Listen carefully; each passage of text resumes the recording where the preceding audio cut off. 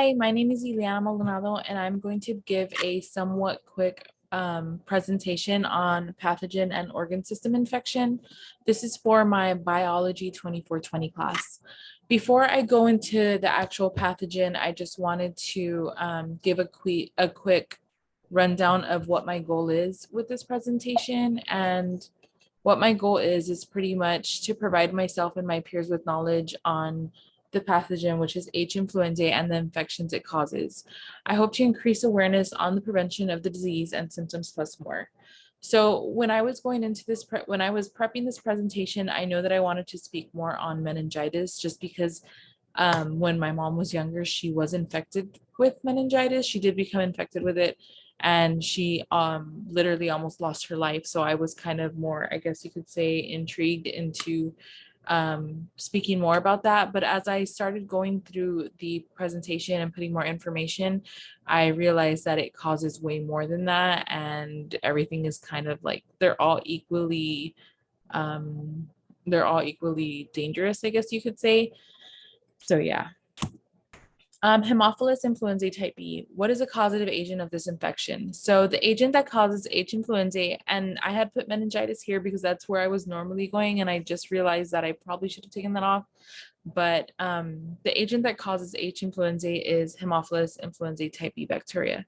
Although this illness sounds like influenza, it's not the same as the flu, which is caused by a virus.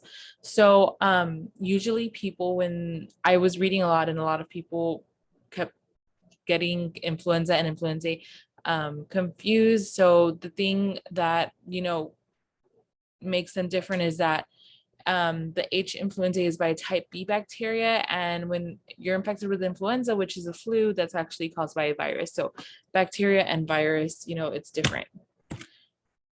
Here I added a small picture just to show you the bacteria of the type B, which is also known as Hib. So in case I refer to it as Hib, you guys are aware that that's what I'm speaking of. So H for Haemophilus, I for influenzae, and B for type B.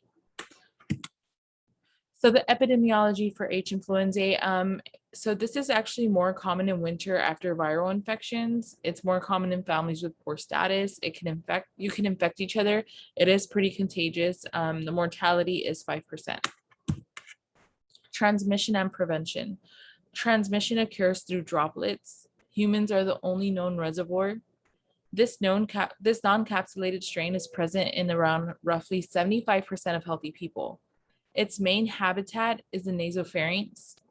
Prevention for Hib is ultimately getting vaccinated for it. Vaccination for this is done before the age of 5 in the US. The vaccine is usually administered to infants starting at 2 months of age. The vaccination can help prevent H. influenzae type B, which is also known as Hib, but note that it does not protect from other strains. The vaccine can prevent meningitis, epiglottis, and other infections caused by the bacteria. And meningitis is like a big infection that you don't want to have. So the vaccine is pretty important, especially before the age of 5. So the Hib vaccine protects against the illnesses caused by Haemophilus influenzae type B bacteria. I just added this little vaccination animation so you all can see that. Type B Hib causes. So Haemophilus influenzae can affect many organs and cause a variety of different infections and I put 7, I think, for 6 different infections that it causes, and I went ahead and added the organ that it infects. So like I said, I was originally wanting to just talk about meningitis, but it affects a wide variety of organs. So I was like, why not just put everything in there? Or at least the most common ones. So meningitis, that affects the brain. The epiglottis, that infects the windpipe. Pneumonia, that obviously infects your lungs. Cellulitis infects the skin. Osteomyelitis infects the bones, osteo. Bacterium, that infects the blood. So this type B virus is pretty dangerous, and it does infect a wide variety of organs. Here I went ahead and I added a chart with manifestations.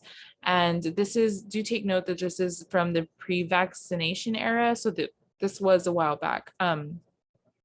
It's pretty much showing what is the most higher, like the higher infection rate. And as you see, meningitis is the one that's more common, right next to the epiglottis and pneumonia. So pathogenesis of Haemophilus influenzae. H. influenzae is an invasive disease caused by a bacteria called Haemophilus influenzae, which most commonly infects infants and children under the age of 5. H. influenzae disease include a few syndrome like meningitis, bacteremia, epiglottis, pneumonia, and way more, including a few non-invasive diseases. H. influenzae is a small pleomorphic, gram-negative coccobacillus, and that is non-motile anaerobe, although usually it grows as an aerobe. And I did go over all this, but I just get nervous. Signs and symptoms include, for pneumonia, you would usually get fever, chills, chest pain, cough, and difficulty breathing. For bacteremia, you usually will get fever, chills, abdominal pain, vomiting, and nausea. Meningitis includes fever, headaches, stiff neck, altered mental status, confusion, and fatigue. So the diagnosis and treatment. To diagnose Hib disease, doctors do an exam and ask about symptoms. They also might take a small sample of blood, spinal fluid, or another bodily fluid for testing. Doctors treat Hib disease with antibiotics to kill the bacteria. Other treatments used depend on the illness the Hib infection causes. We're already here at the end. Before I wanted to end the actual presentation, I thought I would include this fact sheet.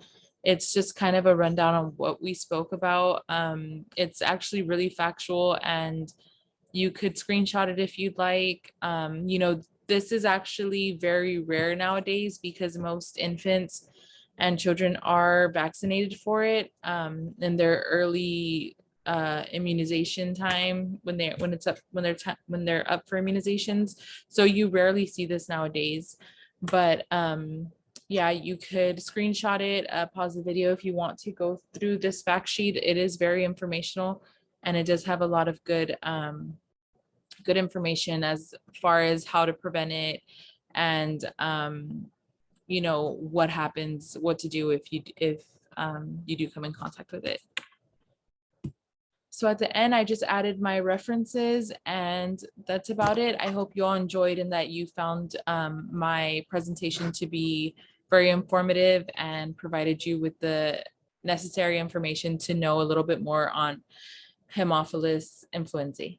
Thank you.